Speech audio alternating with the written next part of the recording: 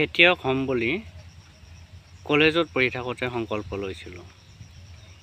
আজিৰ কলং কপিলীৰ সচিব জ্যোতিষ তালুকদাৰ আছিল মোৰ হোষ্টেলৰ ৱালমেট আৰু ডেফডিল নাৰ্চাৰীৰ স্বত্বাধিকাৰী তথা টিমৰীয়া কলেজৰ প্ৰাণীবিজ্ঞান বিভাগৰ অধ্যাপক ধ্ৰুৱজ্যোতি শৰ্মা ছাৰৰ অনুপ্ৰেৰণাত আমি তেতিয়াই সংকল্প লৈছিলোঁ যে কৃষিকাৰ্যৰ জৰিয়তে আমি স্বাৱলম্বী হ'ম।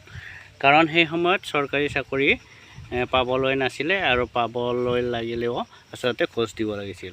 সেই পৰিপ্ৰেক্ষিতত আমি চৰকাৰী চাকৰি পাম বুলি ভবা নাছিলোঁ, যে খেতি কৰিম বুলিয়ে মনত উৎসাহ লৈ আছিলোঁ। যিহেতু আমি খেতিয়কৰ সন্তান, গতিকে আমি খেতি কৰিম বুলি ভাবিছিলোঁ।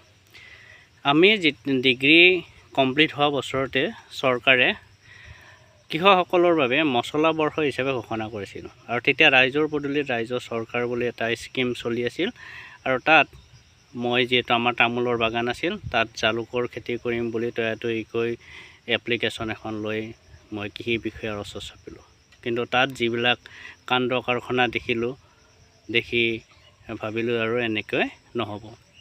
তাৰপিছত পুনৰাই আকৌ খেতি কৰিম বুলি ভাবি, যিহেতু দেউতাই পুৰণিকলীয়া পদ্ধতি আছিল, পৰম্পৰাগত পদ্ধতিত আমি খেতি কৰিলে বিশেষ লাভৱান নহ'ম, গতিকে অলপ উন্নত পদ্ধতি কৰিবৰ কাৰণে কিছু টকাৰ প্ৰয়োজন হ'ব, ইনভেষ্ট কৰিব লাগিব। গতিকে যিহেতু আমাৰ ইনভেষ্ট কৰিবলগীয়া এনেকুৱা টকা নাই, গতিকে বেংকলৈ গ'লোঁ KCC লোন বিচাৰি।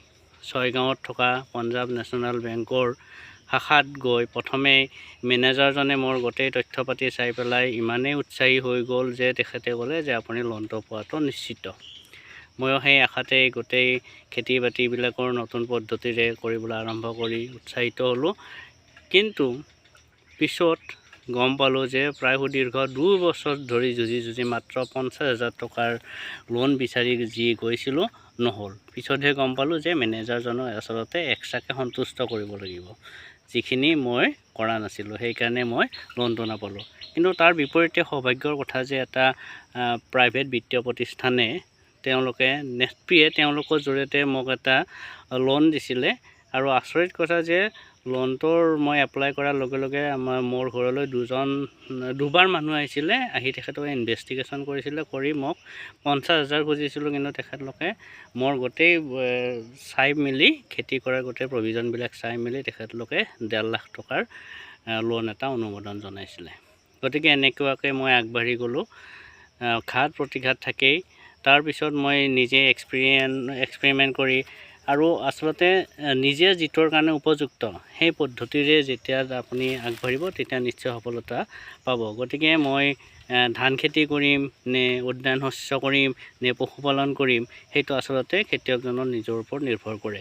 বিভিন্ন ঘাত প্ৰতিঘাতৰ পিছতো খুব সৰুকৈ হ'লেও, চালুকীয়া অৱস্থাত হ'লেও মই অন্ততঃ নিজৰ পৰিয়ালটো পোহপাল দিব পৰাকৈ খেতিৰ জৰিয়তে, তাকো উত্তৰাধিকাৰী সূত্ৰে দেউতাই এৰি থৈ যোৱা গোটেইখিনিৰ ওপৰতে নিৰ্ভৰ কৰি মই খেতি কৰি এতিয়া স্বাৱলম্বী হৈছোঁ। আচলতে মই সকলোকে এইটো কথাই কওঁ যে নিজৰ যদি আগ্ৰহ থাকে তেতিয়াহ'লে নিশ্চয় সফল হ'ব পাৰি। বেংকৰ লোনেই হওক বা চৰকাৰী কোনো স্কিমেই হওক, সেইটো অতি সহজে নাপায়, সেইটো মিছা কথা। তাৰপিছত আপুনি যেতিয়া নিজাববীয়াকৈ প্ৰথমে সফল হ'ব লাগিব, তাৰপিছত কিন্তু আপোনাৰ সকলোৱে আগবাঢ়ি আহিব। এতিয়া বেংকে লোন দিং কৰি থাকিব। এতিয়া মোৰেই তেনেকুৱা হৈছে।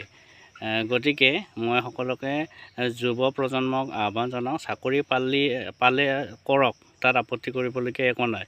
কিন্তু যদি নাপায়, এটা দিনো, 1 ছেকেণ্ডো, 1 মুহূৰ্ত আচলতে এনে খেদাব নালাগে। মই নিজেই ডিগ্ৰী কমপ্লিট কৰি পেলাই এদিনো অন্ততঃ বহি থকা বুলি মোৰ কোনোদিন আফচোচ কৰিবলগীয়া মোৰ নাই হোৱা। মই যিকোনো কামতে ইনভল্ভ হৈ আছিলোঁ, সৰুৱেই হওক বা ডাঙৰেই হওক। গতিকে আমি এনেকৈ আগবাঢ়িলে আমি নিশ্চয় স্বাৱলম্বী হ'ব পাৰিম আৰু বেলেগৰ ওচৰত হাত পাতিবলগীয়া নহয়।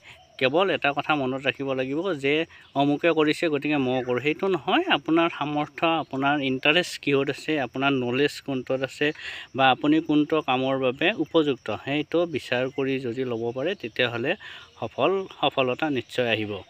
চৰকাৰী স্কিম যদি পায় খুব ভাল কথা, লওক, একো আপত্তি নাই। কিন্তু যদি নাপায়, অকল তাৰ পিছতে দৌৰি থকাৰ কোনো প্ৰয়োজন নাই। গতিকে এনেদৰে আগবাঢ়ক, নিশ্চয় সফল হ'ব। আৰু আমি নিবনুৱা হৈ বহি থাকিব নালাগে এদিনৰ বাবেও। গতিকে নিজৰ ইচ্ছা অনুযায়ী, নিজৰ সামৰ্থ্য অনুযায়ী যিকোনো কামতে আগবাঢ়ি যাওক, নিশ্চয় সফলতা আহিব। ধন্যবাদ।